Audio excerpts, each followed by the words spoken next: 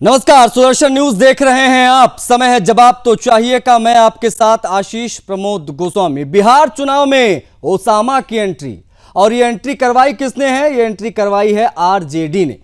अरे रुकिए जरा, संभलिए, घबराइए नहीं। ये पाकिस्तान वाला आतंकी ओसामा नहीं है, क्योंकि उसको तो अमेरिका ने कब का जो है वो 72 हुरों के पास भेज दिया है। सिवान के तेजाब कांड के खौफनाक चेहरे मोहम्मद शहाबुद्दीन के बेटे ओसामा की हम बात कर रहे हैं। और अब यह ओसामा राजद के टिकट पर चुनावी मैदान में उतर चुका है। यानी जो कभी बिहार में दहशत का प्रतीक था, पर्याय था, जिसके नाम से सिवान सहित आसपास के जिलों में पत्रकारों तक के कदम कांप जाते थे, अब उसी खौफ की राजनीतिक विरासत को लालू यादव की पार्टी आरजेडी एक बार फिर से जिंदा करने की कोशिश कर रही है। खैर, ओसामा ने सिवान की रघुनाथपुर सीट से पर्चा दाखिल किया तो बीजेपी हमलावर हो गई। बीजेपी का कहना है कि भाई बिहार शहाबुद्दीन के आतंक को कभी नहीं भूला है, ना भूलेगा, और अब राजद फिर से जंगल राज की ओर कदम बढ़ाने लगी है। सवाल बेहद संवेदनशील और महत्वपूर्ण है कि वोट बैंक की खातिर क्या लालू यादव का दल बिहार को फिर से उसी अंधेरे में ढकेलना चाहता है क्या, जिससे बिहार कभी बाहर निकलने की कोशिशें कर चुका है? जवाब तो चाहिए, क्योंकि ऐसे कई महत्वपूर्ण सवाल हैं जो आज के कार्यक्रम में हम सीधा उठा रहे हैं। ओसामा पर लालू क्यों मेहरबान? सीधा सटीक सवाल। क्या एमओआई समीकरण को धार देने की कोई योजना, कोशिश है? उसके मद्देनजर ओसामा को टिकट दिया गया है। समाज सेवा के नाम पर खौफ की राजनीति क्यों? एक यह भी सवाल बेहद महत्वपूर्ण है, क्योंकि बिहार की जनता के ये सवाल हैं। बिहार में क्या फिर से लौटेगा शहाबुद्दीन राज? आज इन्हीं सवालों को आधार बनाएंगे, करेंगे चर्चा। एक बड़ा पैनल हमारे साथ जुड़ने जा रहा है, लेकिन उससे पहले आपको दिखा देते हैं कि आरजेडी के द्वारा ओसामा को टिकट देने के बाद बीजेपी के तमाम बड़े नेताओं ने क्या प्रतिक्रिया दी है। देखिए पहले। बिहार में उसी खौफ को लाना चाहते हैं। जब शहाबुद्दीन साहब के ऊपर पूरा लालू प्रसाद का हाथ होता था तो सिवान में क्या पत्रकार, क्या आम आदमी घुसना मुश्किल था, क्या हिंदू क्या मुसलमान, सभी मारे जाते थे। हम सभी जानते हैं, हम लोग कितनी बार गए थे सिवान जांच करने के लिए। तो उनके बेटे को लाया जा रहा है और बात करें हम नया बिहार बनाएंगे। तो इसीलिए आज जो तेजस्वी यादव ये बोल रहे हैं अपने नामांकन के बाद हमें नया बिहार बनाना है, तो नया बिहार कैसे बनाना है? ऐसी शक्ल के साथ नहीं। बहुत दुखद है, बहुत दुर्भाग्यपूर्ण है। हमें समझना पड़ेगा, जब प्रधानमंत्री जी ने कहा था आरजेडी का मतलब ही है रोजाना जंगल राज, और यहां तो टिकट की बोनी ही ऐसे हुई है। पहला टिकट आपने उनके पुत्र को दिया है। बिहार भूला नहीं है, बिहार कभी भूलेगा नहीं जो आतंक शहाबुद्दीन का था। हमें आज भी याद है ट्रिपल मर्डर केस हो, हमें आज भी याद है सीपीआईएमएल के छोटेलाल गुप्ता की हत्या हो, हमें आज भी याद है, हमारी रूह कांप उठती है। वो खौफ जो शहाबुद्दीन का था, एसिड में नहला दिया गया था। आज भी हमारी आवाज मंद हो जाती है, आंखों में आंसू आ जाते हैं। जो हत्या का, जो खौफ का आतंक था, उनके पुत्र को टिकट देकर के राष्ट्रीय जनता दल, लालू जी क्या सिद्ध करना चाहते हैं? आरजेडी का मतलब तो बिहार की जनता स्पष्ट रूप से जानती ही है। आर मतलब क्या? रंगदारी। जे मतलब क्या? जंगल राज। और डी मतलब क्या? दादागिरी। तो रंगदारी, जंगल राज और दादागिरी करके इस प्रकार से पुनः जंगल राज की वापसी का पूरा प्लान लालू जी और उनकी पार्टी ने बना लिया है। तो रघुनाथपुर विधानसभा है सिवान की, और वहीं से टिकट ओसामा को दिया गया है आरजेडी के द्वारा। सवाल जस के तस है, क्या उसी खौफ की राजनीतिक विरासत को वापस लाना चाहते हैं, उसको आगे बढ़ाना चाहते हैं लालू प्रसाद यादव, उनकी पार्टी? आरजेडी एक बार फिर से सवालों के घेरे में है, क्योंकि सीधे तौर पर सवाल बिहार की जनता पूछ रही कि क्या फिर से आप जंगल राज लाना चाहते हैं क्या? खैर, ओसामा ने सिवान के रघुनाथपुर सीट से पर्चा आज दाखिल कर दिया है। बीजेपी की तरफ से जो है वो प्रतिक्रियाओं का दौर जो है वो लगातार जारी है, जो हमने अभी आपको दिखाया। लेकिन सभी सवालों का आधार बनाएंगे, और हमारे साथ कौन कौन से पैनलिस्ट इस वक्त जुड़े हुए हैं आपको बता देते हैं। उसके बाद में हम चर्चा भी करेंगे, क्योंकि मामला बेहद संवेदनशील है बिहार के भविष्य के मद्देनजर। हमारे साथ इस वक्त कौन कौन से मेहमान हैं आपको बता दें। देखिए स्क्रीन पर दिखाई दे रहे हैं, हमारे साथ इस वक्त संदीप चौधरी जी जुड़ गए हैं, राजनीतिक विश्लेषक हैं। संदीप जी, बहुत स्वागत है आपका। समय देने के लिए सर आपका विशेष आभार। हमारे साथ भारतीय जनता पार्टी के प्रवक्ता हैं रणवीर सिंह पठानिया, वो भी जुड़ गए हैं। रणवीर सिंह जी, आपका भी बहुत स्वागत है, समय देने के लिए आपका भी आभार। और हमारे साथ कुंदन श्रीवास्तव जी जुड़ गए हैं, जो कि हमारे आउटपुट हेड है, हमारे संपादक हैं, उनसे भी हम बातचीत करेंगे। और आशीष सैनी जो हैं प्रवक्ता कांग्रेस पार्टी को, वो भी हमारे साथ जुड़ गए, स्क्रीन पर दिखाई दे रहे हैं। सैनी जी, आपका भी बहुत स्वागत है। सवाल तो मैं आरजेडी के प्रवक्ता से लेना चाह रहा था सबसे पहले, लेकिन चूंकि अभी आरजेडी के प्रवक्ता हमारे साथ जुड़ नहीं पाए, इसलिए चर्चा की शुरुआत में कांग्रेस जो कि गठबंधन में है उनके प्रवक्ता आशीष सैनी जी से करना चाहूंगा।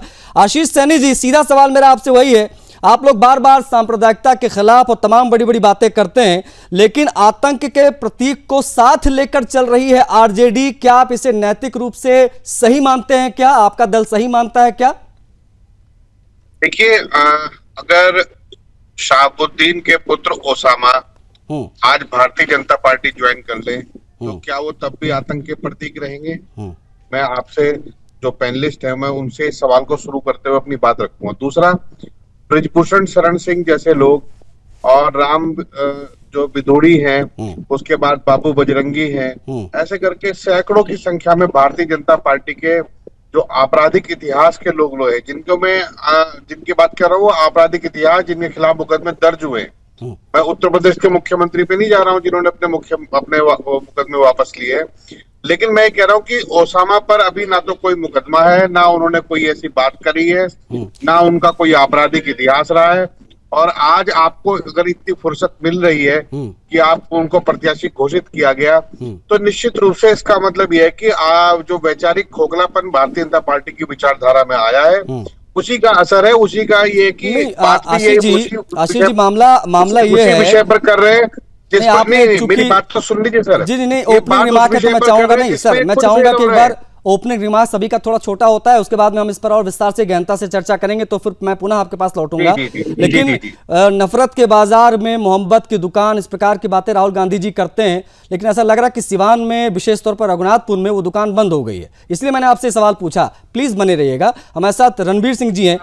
रणवीर जी, आप किस प्रकार से देख पा रहे हैं ये जो कुछ भी बिहार में हो रहा है, टिकट बंटवारा जो हुआ है, ओसामा की एंट्री का इस बात का ऐलान नहीं है कि आरजेडी अब खुलकर अपराधियों की राजनीति की पुनर्वापसी कराने की कोशिश कर रही है? जी, आपने बिल्कुल ठीक कहा। पहले तो मेरी ओर से मेरे फेलो पैनलिस्ट को और जितने भी दर्शक आपके शो को डायरेक्टली देखें, सबको मेरी तरफ से प्रणाम, साधुवाद। एक शब्द में, अगर एक सेंटेंस में कहना हो तो वंशवाद, अपराध और तुष्टीकरण की राजनीति को राष्ट्रीय जनता दल आरजेडी जो इसको बढ़ावा दे रही है। फर्क इतना है कि भारतीय जनता पार्टी का नारा है विश्वास और विकास, जबकि आरजेडी परिवारवाद और अपराध, ये इनका एक ब्रांड है। और इसी ब्रांड को आगे चलाते हुए ये जो इतनी बड़ी हिमाकत, इतना बड़ा एक शो राष्ट्रीय जनता दल ने इन चुनावों में करने की कोशिश की है, इसकी निंदा करते हैं। और मुझे लगता है कि बिहार के जो वोटर हैं, रोजगार के नाम पे, शिक्षा के नाम पे, अच्छी सेहत व्यवस्था के नाम पे, अच्छी सड़कों के नाम पे वो वोट डालेंगे। ये मैंने कहा कि अपराध और अपराध के साथ साथ परिवार और परिवार के साथ साथ तुष्टीकरण की जो राजनीति है, इसे बिहार ने रिजेक्ट किया है और इस बार भी रिजेक्ट करेगा। सबसे बड़ी ताकत बन के उभरेगी भारतीय जनता पार्टी। भारतीय जनता पार्टी की एक पार्टनरशिप वाला उनके गठबंधन, भारतीय जनता पार्टी लेड गठबंधन जी फिर दोबारा बिहार में अपना सफलता का परचम लहराएगा। एक्सपोज होगा आरजेडी। पठानिया साहब, मैं चाहूंगा आप बने रहिएगा, आप बने रहेगा। एक बार ओपनिंग रिमार्क सभी मेहमानों को हो जाए, उसके हम विस्तार से इस पर चर्चा करेंगे। राजनीतिक विश्लेषक भी हमारे साथ कनेक्ट है, संदीप चौधरी जी। संदीप चौधरी जी, मैं आपके चश्मे से देखना चाहता हूं लालू प्रसाद यादव की इस रणनीति को। क्या यह माना जाए कि बिहार में अब भी जाति और भय की राजनीति एग्जिस्ट करती है? संदीप जी।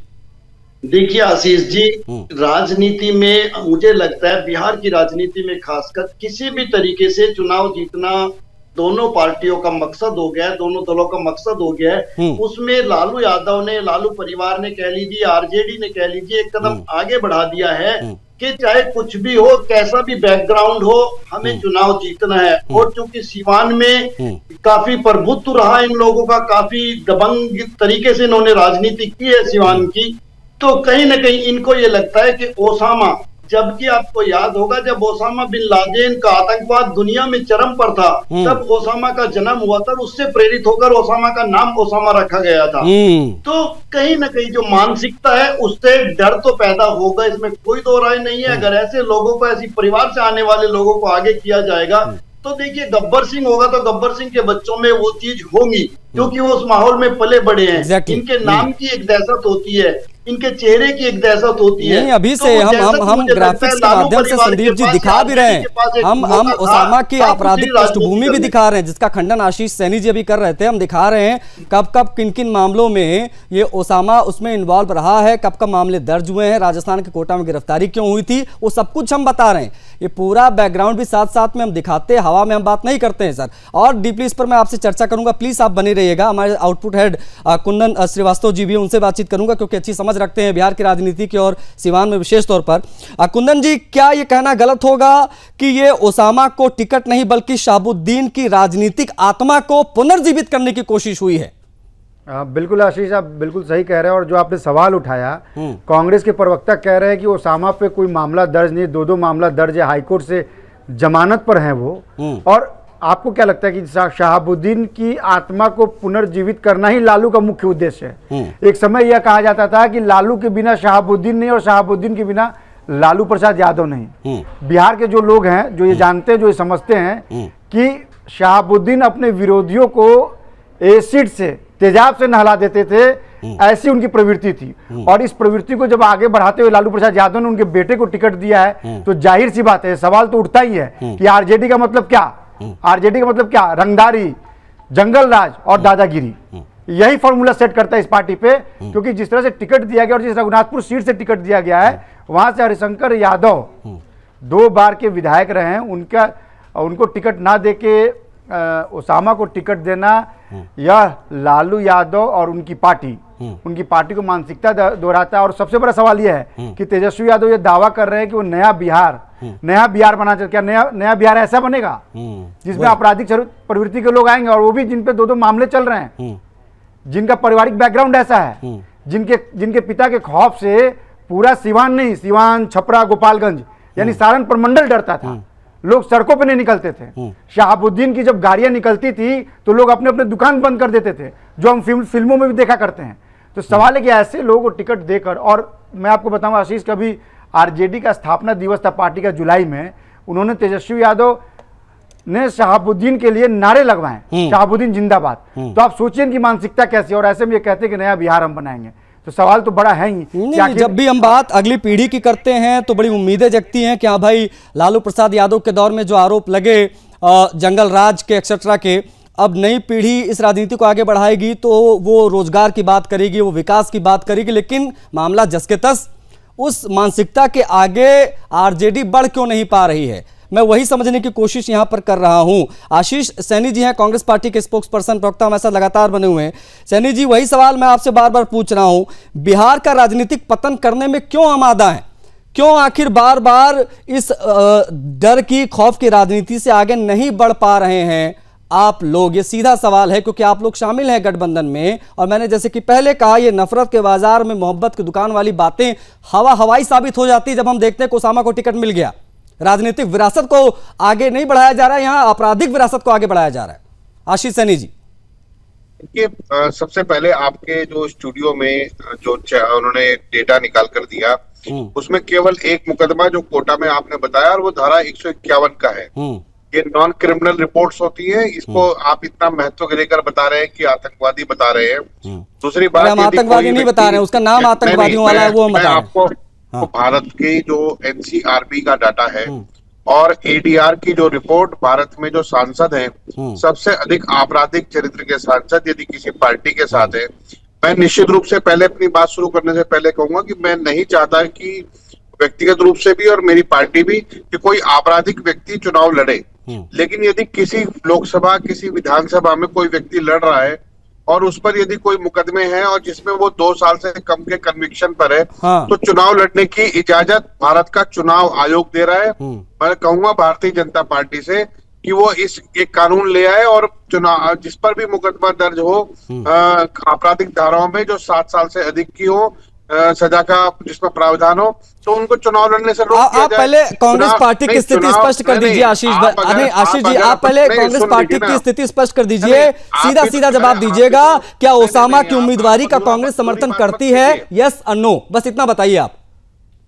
नंबर एक, कांग्रेस पार्टी कभी भी आपराधिक चरित्र के व्यक्ति को या अपराध करने वाले व्यक्ति के फेवर में नहीं है, चाहे वो ठीक है, बीजेपी मतलब का आप आदमी हो, चाहे वो आप हमारी कांग्रेस पार्टी का अपना आदमी हो। नैतिक समर्थन नहीं देती है ओसामा की नहीं है, उम्मीदवारी को, आप ये कह रहे हैं। लेकिन आप सुन लीजिए ना एक बात, हम्म। जब आप अपने चैनल पर बहस करते हैं और आप अपने चैनल का कीमती समय आपने इस चर्चा पर रखा है, जी। तो भारतीय जनता पार्टी के आपराधिक व्यक्तियों पर बात करने में क्या दिक्कत है? कोई ज्यादा चंदा थोड़ी ना ले लिया होगा आपने, विज्ञापन के तो पैसे लिए होंगे। नहीं, मैं क्या कह रहा हूं तो आपसे, आप लेकिन- ये नहीं, बस आप घूम फिर बोल के सकते मामला हैं जब ना, यहाँ पर आ जाता है ना, आप भिडोड़ी पर, नहीं, एक ब्रिजभूषण मिनट। शरण सिंह पर, कुलदीप सेंगर पर और अमित शाह जैसे हमने लोगों पर समय जो दर समय तड़ीपार आशीष घोषित जी किया है। सुनिए, जब नहीं, आदमी आज के पास देश का शब्द खत्म हो गृह जाते मंत्री- हैं देश तो का वो गृह बेबुनियाद मंत्री वो आरोप व्यक्ति है, बेमतलब के आरोप लगाना शुरू देश कर का देता है। गृह मंत्री वो मैं आपसे वही व्यक्ति कह रहा हूँ, है जिस जब पर कुलदीप तड़ीपार सेंगर का घोषित मुद्दा किया आया गया तो हमने है। कुलदीप सेंगर का विषय उठाया, हमने जो मोकामा से टिकट दिया नहीं, गया है आज हमने भी उसकी उठा भी लेंगे बात ना की है, सर, समय दर आज भी समय उठा लेंगे। हमने आनंद मोहन और की भी अभी बात तो की है, बिहार हमने के सबकी बात चुनाव की है, की लेकिन जब ADR आपकी रिपोर्ट बात आ होती है तो जाएगी। मिर्ची लग रही है। नहीं, मुझे कोई मिर्ची लग रही, मैं तो बिल्कुल खुश हूँ।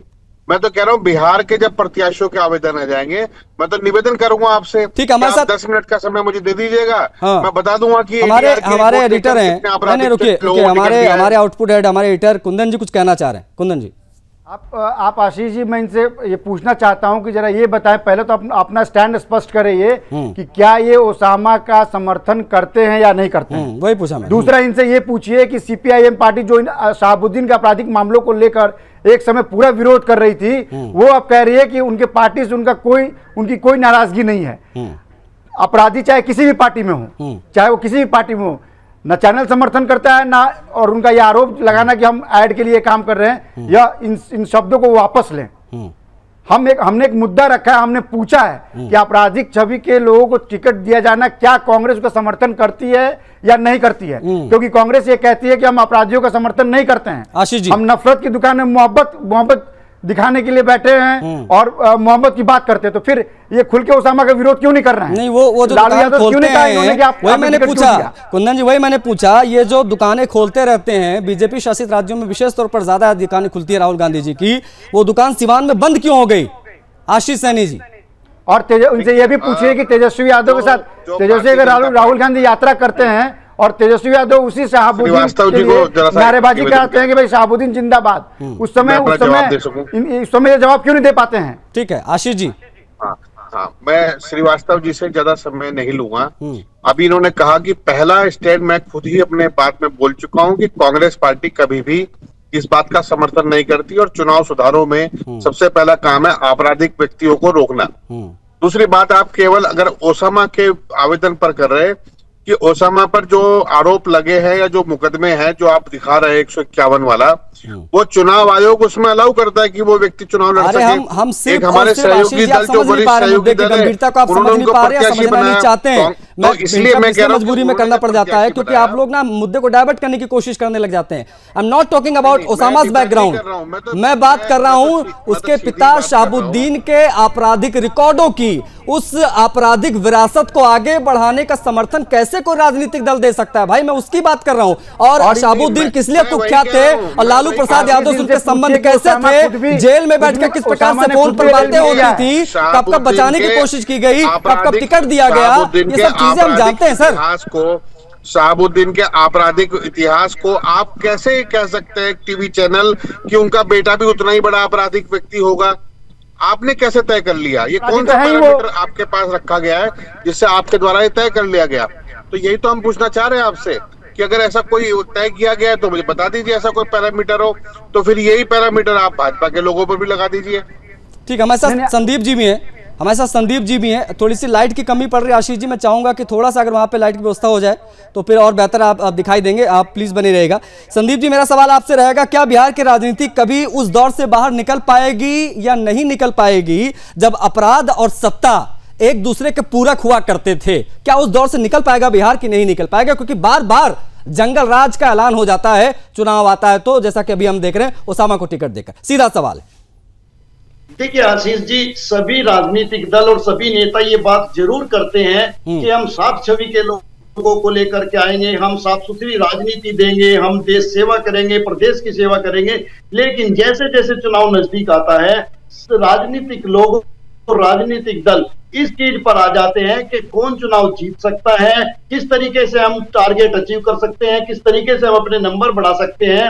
और अभी राजनीति कई रंग लेगी जैसे जैसे चीजें आगे चलेगी। लेकिन ये दुर्भाग्य देखिए, मुझे कहने में कोई हर्ज नहीं है, सांप का बेटा सफोला होता है। जितना खतरनाक बड़ा सांप होता है, छोटा जो सांप होता है वो भी अगर डंक मार दे तो आदमी बचता नहीं है। और ये टाइम होता है हमारे पास अपनी पार्टी को, अपने नेतृत्व को, अगर आप ये मैसेज पब्लिक में देना चाहते हैं कि देखिए मैं सही रास्ते पे चलूंगा, मैं गलत लोगों को या गलत परिवारों को या गलत बैकग्राउंड जिनकी रही है उनको अपने आसपास भटकने नहीं दूंगा, तो ये बहुत अच्छा मौका होता है पॉलिटिशियन के पास, पार्टी के पास, कि वो चुनावी मैदान में इस तरीके का मैसेज कन्वे करे। लेकिन ओसामा जैसे लोगों को टिकट देने से कहीं न कहीं आरजेडी के ऊपर सवाल या निशान बनता है। नहीं देखिए, और आप आशीष जी भाई निर्दोष बता रहे हैं ओसामा को, ठीक है बताइए, आपकी नजरों में निर्दोष है, बिल्कुल बोलिए। लेकिन शहाबुद्दीन के नाम से जुड़े उस डर को, उस राजनीति को बिहार के लोग भूल नहीं पाए, क्या उसी को कुरेदने की कोशिश हो रही है क्या? ये समझना बहुत जरूरी, इसीलिए हमने इस मुद्दे को उठाया आज। आशीष जी, हमारे साथ रणवीर सिंह पठानिया जी हैं। रणवीर सिंह पठानिया जी, आप भारतीय जनता पार्टी के प्रवक्ता हैं, सवाल आप लोगों के ऊपर भी उठते हैं कि भाई आपने मोकामा से किसको टिकट दिया है, आपने आनंद मोहन के भाई को टिकट दिया है, इस प्रकार के आरोप आपके ऊपर भी अभी आशीष जी लगा रहे हैं। जवाब चाहूंगा आपसे रणवीर सिंह पठानिया जी। कि जो अपराध अमित शाह ने किए हैं, थोड़ी ना कि जय शाह भी उसी काम के आरोपी हैं। अरे अमित शाह को तड़ीपार घोषित किया, जय शाह को तड़ीपार घोषित किया है। आशीष सैनी जी, भारतीय जनता पार्टी के प्रवक्ता की बात पूरी हो जाने दीजिए प्लीज। रणवीर सिंह जी, आप प्लीज अपने डिवाइस को अनम्यूट कर लीजिए एक बार। पठानिया जी। जी मैंने अनम्यूट किया, मेरे ख्याल से मेरा आवाज आ रहा है आपको? हाँ अभी आप ऑडिबल हैं प्लीज। जी, तो मेरा कहना था, सवाल ये नहीं है भारत की कानूनी पद्धति या संवैधानिक एक जो स्कीम ऑफ थिंग्स है या रिप्रेजेंटेशन ऑफ पीपल एक्ट क्या कहता है। सवाल ये भी नहीं है कि अगर किसी और पॉलिटिकल पार्टी ने कहीं और किसी अपराधी कैरेक्टर वाले को टिकट दिया या कभी चुनाव में उतारा या कभी उसको कोई बड़ी पोस्ट दी। सवाल ये है, जैसे अभी आपने कहा कि एक वक्त था कि अपराध और राजनीति ये अपने आप में दो पूरक, ये बिहार से शुरू हुआ और शहाबुद्दीन उसके बहुत बड़े एक पोस्टर बॉय के हैं, एपिटोम बने। पूरे देश में एक डिबेट हो गया कि अपराधीकरण, राजनीति का अपराधीकरण रोकना पड़ेगा। अब आज उसी एक मंशा को, उसी एक सोच को, उसी एक थॉट को, उसी फूड फॉर थॉट को एक नया रंग, एक नया रूप देने का काम राष्ट्रीय जनता दल ने, ये लालू जनता दल ने किया है, आरजेडी ने किया है। मैं फिर एक बारी साफ और स्पष्ट कहूंगा कि बिहार में जंगल राज नहीं आएगा, ना ही झुकेगा बिहार। इस अपराधीकरण और राजनीति में अपराधीकरण की इस विफल कोशिश को बड़े ताकत के साथ, बड़ी तवानाई के साथ बिहार इसके विरुद्ध लड़ेगा। और एक बहुत बड़ा लीड क्वेश्चन, आप सवाल पूछें, कांग्रेस जवाब नहीं दे रही, बट कांग्रेस जिस तरीके से ये बैकफायरिंग या फ्रंट फायरिंग कर रही है, कांग्रेस का पूरा पूरा समर्थन है। और ये मान लिया जाए देश भर में कि क्रिमिनलाइजेशन ऑफ पॉलिटिक्स ये कांग्रेस के लिए और आरजेडी के लिए कोई इशू नहीं है, बल्कि इसके पूरे सूत्रधार और इसके पूरा जो आप बोले श्रेय, एक पूरा क्रेडिट कांग्रेस को और आरजेडी को लेना चाहता है। ये पूरे देश में इस तरीके का क्रिमिनलाइज्ड पॉलिटिक्स शुरू करना चाहते हैं। सवाल ओसामा का या शहाबुद्दीन का नहीं, ओवरऑल एक लार्जर क्वेश्चन है। और इस लार्जर क्वेश्चन, खुद लालू परिवार के ऊपर दुनिया भर के मामले चल रहे हैं। हम चारा घोटाला से लेकर अभी 4 दिन पहले आईआरसीटीसी का घोटाला साबित हुआ है, उसमें कोर्ट ने जो तल्ख टिप्पणी की है वो सुनने के बाद तो मुझे लगता है कि अब क्या ही सवाल पूछे हम आरजेडी के सपोर्टर्स से, आरजेडी के प्रवक्ताओं से या कांग्रेस पार्टी से। अब हम क्या ही समझे उसको। मामला ये है कि ये जंगल राज की आधिकारिक वापसी का ऐलान सा कर दिया गया है। आशीष जी, जंगल राज की वापसी का आधिकारिक ऐलान कर दिया कि अगर आपने हमको जिताया तो फिर से भय की राजनीति होगी, क्योंकि वही हथियार है सबसे बड़ा आरजेडी के पास। देखिए, मैं पहले थोड़ा सा एक स्पष्ट करना चाहूंगा आपके सामने कि जो जंगल राज शब्द है ये कहां से आया। जब हिंदुस्तान के लोगों ने सामाजिक न्याय की लड़ाई लड़ना शुरू की, हिंदुस्तान के उन लोगों ने जो हिंदुस्तान को लूटने और खसोटने का काम करते थे, उन्होंने सामाजिक न्याय की लड़ाई को जंगल राज का नाम दिया। आपने लालू यादव की और नीतीश कुमार की जो एक साथ संघर्ष था, जो 1975 के बाद शायद शुरू हुआ, तो उसको आप जंगल राज इसलिए कह रहे हैं क्योंकि उसमें आपसे मेरा मतलब है कि उन लोगों का राज जो आज भारतीय जनता पार्टी चला रहे हैं, उन लोगों का राज शामिल। आशीष जी, मामला ये है कि जब नीतीश कुमार जी आए तो भाई विकास पुरुष कहे गए, विकास बनाम ये दहशत की राजनीति को वापस क्यों लेकर आया जा रहा है, ये सवाल है। जो सिवान डॉक्टर राजेंद्र प्रसाद के नाम से विख्यात था, हमारे देश के पहले राष्ट्रपति, वो धीरे धीरे करके शहाबुद्दीन के नाम से फेमस हो गया। इसके जनक कौन है? हर चुनाव में ओसामा की एंट्री, इस पर हम कर रहे हैं बात। पूरा पैनल हमारे साथ मौजूद है। बिना किसी देरी के हम पुनः जो है अपने पैनलिस्ट की तरफ बढ़ेंगे।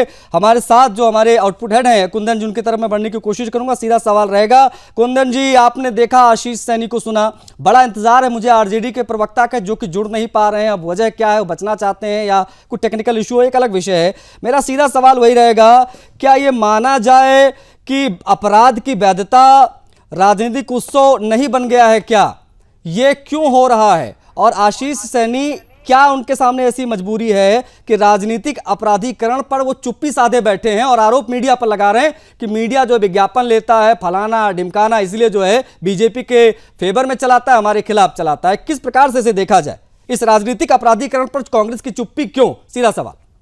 देखिए आशीष, ये बहुत साफ है, ये बौखलाहट है कांग्रेस की। कांग्रेस बार बार मीडिया पे आरोप लगाती है कि आप पैसा लेके सरकार के फेवर में खबरें दिखाते हैं, डिबेट करते हैं, अपनी बात ये नहीं कहते हैं।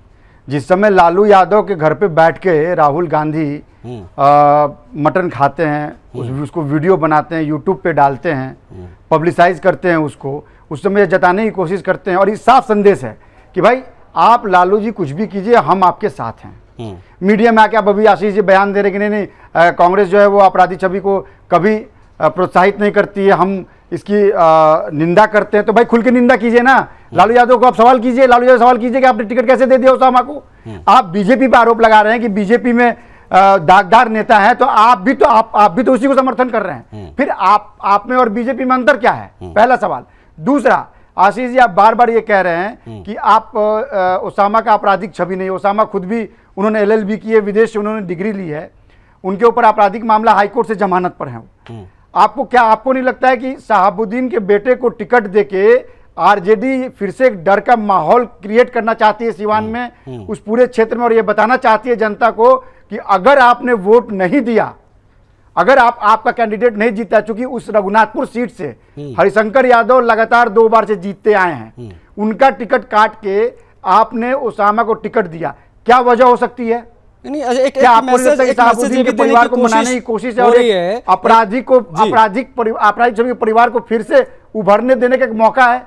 नहीं, ये मैसेज देने की कोशिश हो रही है यादव जी ने अपनी सीट जो है वो स्वेच्छा से छोड़ी है। वजह क्या है? नहीं, यादव जी ने अपनी सीट स्वेच्छा से छोड़ी है। लगातार 2 बार से विधायक रहे हैं, हाँ, इस प्रकार की बातें हो रही है। क्यों नहीं दिया और ओसामा को टिकट क्यों दिया? ये कांग्रेस को जवाब देना पड़ेगा, और इनको जवाब देना भी चाहिए। अगर ये सारे पार्टियों पर, मीडिया पर सवाल खड़े कर रहे हैं तो उनको इस सवाल का भी जवाब देना ही चाहिए। आशीष, ठीक है।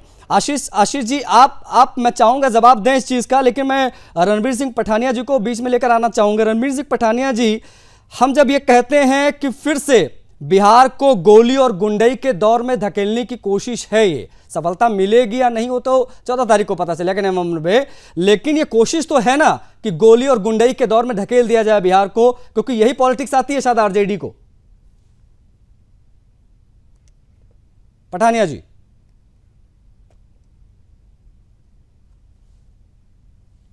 पठानिया जी, मेरी आवाज पहुंच रही है आप तक? रणवीर सिंह जी तक शायद आवाज मेरी नहीं पहुंच पा रही है, कुछ टेक्निकल एरर, प्लीज पीसीआर देखिए क्या इशू है, हम जुड़ते हैं। लेकिन आशीष सैनी जी, वही सवाल मेरा आपसे रहेगा। कुंदन जी ने जो सवाल उठाया मैं चाहूंगा उसी पर आप बात आगे बढ़ाइए, लेकिन बिहार को गोली और गुंडई के शहाबुद्दीन वाले उस दौर में ढकेलने की कोशिश हो रही है, और कांग्रेस पार्टी ने चुप्पी क्यों साध कर रखी हुई है? देखिए, सहयोगी दल राष्ट्रीय जनता दल द्वारा जो टिकट दिया गया है, मैंने पहले भी कहा कि कांग्रेस पार्टी कभी आपराधिक व्यक्ति के ऊपर समर्थन नहीं करती। अरे कर रहे हैं लेकिन आप लोग, आपके द्वारा को टिकट मिला और चुप्पी साधे बैठे हैं आप लोग। आपराधिक प्रवृत्ति का व्यक्ति है, ये साबित करने के लिए धारा 151 पर्याप्त नहीं है। आप लोग बार बार यदि किसी के पुत्र को ये कह रहे हैं कि वो उनके पिता, अगर धारा 151 आपराधिक मामला नहीं है तो वाहक और जिम्मेदार वही होगा, तो ये जो परसेप्शन आप बनाने की कोशिश कर रहे हैं, एक व्यक्ति जो लंदन में पढ़कर आया है, जो उसने अपनी एजुकेशन पूरी करी है और वो भारत में आकर अगर अपनी राजनीति का हिस्सा बनता है, उनके पिता के इतिहास से अलग हटकर कुछ काम करना चाहता है, तो मैं यही बात कह रहा हूँ, ये हमेशा यही रहा है। तो हमेशा दलितों और पिछड़ों के साथ, आरजेडी के हरिशंकर यादव ने अपने क्षेत्र में काम नहीं किया है क्या? में लाद दो और उसके बाद उनकी छवि खराब है? राजनीति में उनको बिल्कुल डीलिटिमाइजेशन का काम जो भारत के अंदर बहुत बड़े वर्ग जो लंबे समय से करते आए हैं, हम उनके खिलाफ खड़े हैं। ये सामाजिक न्याय की लड़ाई में अगर हम SC ST OBC माइनॉरिटी के लोगों को झूठे मुकदमों में, सच्चे मुकदमों में फंसाकर उनको राजनीतिक रूप से अस्वीकार करने की कोशिश करेंगे। मैं कह रहा हूँ ये बात ब्रिजभूषण शरण सिंह पर क्यों लागू नहीं हुई, रामवीर भिदोड़ी पर क्यों लागू नहीं हुई, अमित शाह पर क्यों लागू नहीं हो रही है, जिसको आप शहाबुद्दीन पर लागू करना चाहते हैं। यदि आपको लगता है कि अमित शाह शहाबुद्दीन पे लागू नहीं करना चाहते हैं, शहाबुद्दीन दोषी है, शहाबुद्दीन अब दुनिया में नहीं है, ट्विस्ट जो कर रहे हैं ये गंभीर मामला है। रणवीर सिंह पठानिया, रणवीर सिंह पठानिया आपको शामिल कर रहा हूँ, आपसे बातचीत नहीं हो पाई, जरा उसके बाद संदीप जी मैं आ रहा हूँ। रणवीर सिंह पठानिया जी, आपकी आवाज अब तक नहीं पहुंच रही थी। सीधा सवाल है, गोली और गुंडई के दौर में बिहार को ढकेलने की कोशिश आरजेडी कर रही है, इसको कांग्रेस पार्टी का मौन समर्थन किस प्रकार से देखा जाए इसे? रणवीर सिंह पठानिया। भारतीय जनता पार्टी हमारे अपने आप में हमारे एक कोर प्रिंसिपल्स में राजनीति में शुचिता, साफ और पारदर्शिता रहे, साफ छवि वाले लोग इसमें रहे। हाँ, वो दूसरी बात है, कानूनी पद्धति ये कहती है कि 2 साल की सजा और फिर वो ऊपर स्टे ना हुई, वो एक बात मामला ये है ना, मामला ये है रणवीर सिंह पठानिया जी, जब आप लोग इस प्रकार की बातें टीवी पर करते हैं तो कांग्रेस के प्रवक्ता हो या विपक्ष का कोई भी नेता हो, वो तुरंत अजय मिश्रा टेनी का नाम लेता है, वो कुलदीप सेंगर का नाम लेता है, वो ब्रजभूषण का नाम लेता है, मोकामा से टिकट जिसको आपकी गठबंधन वाली पार्टी ने दिया उसका नाम लेता है। इस पर भी कुछ जवाब अगर आप दे पाए तो मुझे लगता है कि आशीष जी संतुष्ट हो जाएंगे, काफी देर से वही रेस कर रहे हो। आशीष जी, जहां तक ब्रिजभूषण शरण सिंह जी की बात है, ब्रिजभूषण शरण सिंह जी पर जैसे ही ये मसले लगे उसके बाद उनको टिकट दिया नहीं गया, पहली बात है। जहां आप कुलदीप सिंह सेनगर की बात करें, एक अपने कुलदीप सिंह सेनगर देखें, सुन लें Ashish ji, there is a case difference, मैं ध्यान से सुन लें, हो सकता मैं गलत हूं। देखें, शहाबुद्दीन और ब्रिजभूषण शरण सिंह जी और कुलदीप सिंह सेनगर का डिफरेंट केस है। मैं बता दूं, पूरे देश में, सिर्फ बिहार में नहीं, पूरे देश में अपराधी राजनीति, बल्कि राजनीति के अपराधीकरण का एक बहुत बड़ा एपिटोम है शहाबुद्दीन। उनके साथ जुड़े किसी भी कार्य और उनके परिवार से उनके बेटे को टिकट देना, जो अपने आप में कई अपराधी, तुलना नहीं की जा सकती ना। आप शहाबुद्दीन की बात कर रहे हैं जो तेजाब कांड के लिए विख्यात है, इतना हीनियस क्राइम उसने किए हैं, आप उससे तुलना ब्रिजभूषण की कर रहे हैं। शरण सिंह की बात क्यों नहीं कर रहे, जिन पर गृह मंत्री अमित शाह को उनके लड़के को टिकट क्यों दिया किया गया? ये तुलना अगर कर रहे हैं, आपको बता रहा हूं, ये ट्विस्ट नहीं चलता ना, ये ट्विस्ट नहीं चलता। भारतीय आप जनता साफ बताइए, भारतीय जनता पार्टी ने राम रहीम की जमानत इतनी बार क्यों कराई, 283 दिन की पैरोल दिला दी? क्या इनके फूफा लगते हैं वो? नहीं, तो किसने पैरोल दिला दी भाई? रामदेव को छोड़ दीजिए। मैंने कहा कि 1 रुपए में अदानी को जमीन दी है, ये कौन सा भ्रष्टाचार है? अरे ये विषय थोड़ी है सैनी जी, रामदेव जी कहां से अगर आप बात ऐसी करेंगे फिर पैरोल तो कोर्ट देती है, हम कॉमनवेल्थ की भी बात करेंगे। नहीं, अगर आप गड़े मुर्दे उखाड़ने में लग जाएंगे तो आप समेट नहीं पाएंगे अगर हम बोलने लग गए तो। सुन लीजिए आशीष जी, अगर बात ऐसी है, ब्लेम गेम खेलना है, तो आप हार जाएंगे इस गेम में, क्योंकि आप में एक से एक तीरंदाज बैठे हैं आपकी पार्टी में, जिनको निकाल दिया आपने। नाम गिनाना चालू करो तो हैरान हो जाएगी दुनिया सुनकर, लेकिन उस पर हम नहीं जाएंगे, हम शहाबुद्दीन पे ही रहेंगे। अरे सुनिए ना, अरे सैनी जी सुनिए झूठे मुकदमे जिन लोगों ने सुन लीजिए, आज सत्ता उनके हाथ से निकलती दिख रही है तो उनके पैर कांप रहे हैं। ठीक है, आप बने रहेगा, मैं समझ रहा हूँ ये परेशानी आपकी, बौखलाहट आपकी, क्या करें, आप मजबूरी है, 50-60 सीट पर आपको सिमटा रही है आरजेडी, बनी रहेगा आप। संदीप जी हमारे साथ हैं। संदीप जी, बिहार की जनता, आपत्ति नहीं होनी चाहिए ना, बिहार की जनता इस बार नहीं होनी चाहिए। नहीं, एक मिनट सुन लीजिए ना, पहले आप भी जरा अपनी मेंटेलिटी ठीक कर लीजिए ना। आपको क्या आपत्ति है उसमें हम 50 सीट पर लड़े, 2 पर लड़े या 243 पर लड़े? आपत्ति मुझे देखिए व्यक्तिगत तौर पर कोई आपत्ति नहीं है। पिछली बार 70 पे लड़े थे, 19 सीटें जीत पाए थे आप लोग, है ना? और इस बार स्थिति यह है कि तेजस्वी यादव पर्चा दाखिल करने जाते हैं, राहुल गांधी वहां रहते नहीं है। क्या मजबूरी है आपके सामने? नहीं, राहुल गांधी वहां रहते नहीं है, ये तो आपके कोऑर्डिनेशन है। पूछिए कि कांग्रेस एक राष्ट्रीय पार्टी है, राष्ट्रीय पार्टी की हालात ये हो गई है कि वो आरजेडी की पिछलग्गू बन गई है।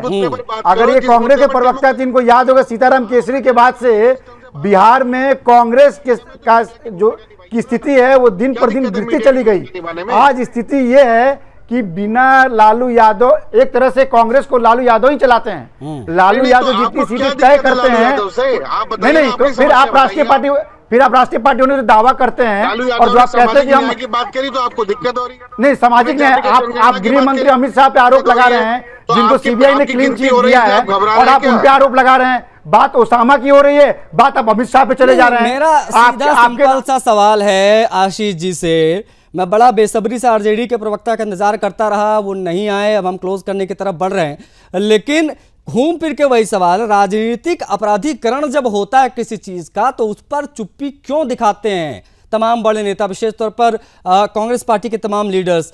हम खुले तौर पर देख रहे हैं कि शहाबुद्दीन ने क्या किया, और उसके समय के अपराधीकरण को जनता बिहार की नहीं भूली है, ना भूलेगी। अब उसी के मार दिया जा रहा है सिवान की सड़कों पर। उस समय इनकी पार्टी कहाँ थी? आप शहाबुद्दीन के सारे आरोप ओसामा पर क्यों लगा रहे हैं? ऐसी क्या दिक्कत है, क्या मजबूरी है, क्या समस्या है आपके सामने? मुझे हमारे सामने कोई समस्या नहीं जवाब है। मांगिए। हम जिन चीजों से बिहार गुजरा है, क्या दिक्कत थी? नहीं, जो जिस आपराधिक अंधकार में था बिहार, जिससे बिहार ने निकलने की कोशिश की है पिछले 15-20 सालों में, फिर से उसी को धकेलने की कोशिश अगर बिहार को होगी, वो मानसिकता दिखाई जाएगी, तो सवाल तो पूछा जाएगा, क्या आपको पूरे बिहार में कोई कैंडिडेट नहीं मिला, कोई चेहरा नहीं मिला? यादव जी का टिकट आपने काट दिया और ये मैसेज देने की कोशिश हुई कि यादव जी ने स्वेच्छा से अपनी सीट छोड़ दी। सवाल पूछा जाना चाहिए। स्वेच्छा से सीट छोड़ दी, क्या आपके पास ओसामा के अलावा कोई चेहरा नहीं था? क्या मजबूरी थी आरजेडी की? मैं पूछ रहा हूं आपसे। नहीं, मैं पूछ रहा हूं ना क्या मजबूरी थी? अरे मेरी, चलिए हमारी मजबूरी थी, हमारी मजबूरी है, छोड़ चलिए आप जीते इसमें मैं आ रहा। ओसामा ही क्या सिंगल कैंडिडेट था क्या वहां से? बीजेपी की बताइए ना जरा संदीप जी। ये लगातार पुल गिर रहे हैं, बिहार डूब रहा है, इसकी जिम्मेदारी नीतीश कुमार लेंगे नहीं लेंगे? संदीप जी से एक फाइनल कमेंट में लूंगा। संदीप जी, आरजेडी फिर से बिहार को खौफ की राजनीति में ढकेलने की कोशिश करे, लेकिन जनता किस प्रकार से ले रही है इन प्रकार की चीजों को, मैं समझना चाहूंगा आपसे। क्या वो खौफ दिखाई देगा फिर से सिवान में शहाबुद्दीन का, या जनता इस बार जवाब देने जा रही है? संदीप जी, क्या कहता अनुभव आपका? देखिए आशीष जी, मैं आपको बताऊं, ये जो पूरी लड़ाई है, ये है वोट बैंक को जोड़ने की। एक बहुत बड़ा वोट बैंक है बिहार के अंदर, मैं खुलकर बोलता हूं, वो है मुस्लिम वोट बैंक। और मुस्लिम वोट बैंक को कहीं ना कहीं शहाबुद्दीन को एक जरिया बनाकर या चिन्ह बनाकर, या मुस्लिम वोट बैंक को ये दिखाकर के देखिए, लालू परिवार शहाबुद्दीन के साथ कल भी खड़ा था, लालू परिवार शहाबुद्दीन के साथ आज भी खड़ा है, और शहाबुद्दीन की राजनीति को खत्म लालू परिवार नहीं होने देगा। इससे कि मुस्लिम वोट बैंक के प्रभावित होकर के आरजेडी के साथ जुड़ जाए, और आरजेडी की जो सीटों की संख्या वो बढ़ जाए, आरजेडी के कैंडिडेट जीतने के चांसेस मुस्लिम वोट बैंक से बढ़ जाए। कहीं ना कहीं ये ऐसा असदुद्दीन ओवैसी को भी झटका देने की तैयारी है। ये अपने आप में बहुत बड़ा विषय आपने रेज कर दिया कि अपने परंपरागत वोटों को जीवित करने के लिए शायद ये ओसामा को टिकट दिया गया है। मेरे पास समय सीमित है, मैं आप सभी का आभार करना चाहूंगा। पठानिया साहब बहुत आभार आपका, कुंदन जी आप जुड़े आपका बहुत आभार, आशीष जी आपने भी अच्छी बातचीत की, आपका भी बहुत आभार समय देने के लिए, संदीप जी आपका भी बहुत शुक्रिया। बड़ी चीज ये है कि आरजेडी अब अपराधियों की राजनीतिक विरासत को पुनर्जीवित करने की कोशिश कर रही है, क्योंकि ओसामा को टिकट दे दिया गया है और ये ओसामा शहाबुद्दीन का बेटा, जिसके ऊपर खुद भी कई सारे मामले दर्ज है। अब कांग्रेस पार्टी इसको अपना मौन समर्थन दे रही है, अब उनकी क्या मजबूरी है ये मैं जनता पर ही छोड़ता हूं। इस चर्चा में मेरे साथ फिलहाल इतना ही, मुझे आज्ञा दीजिए। जय हिंद।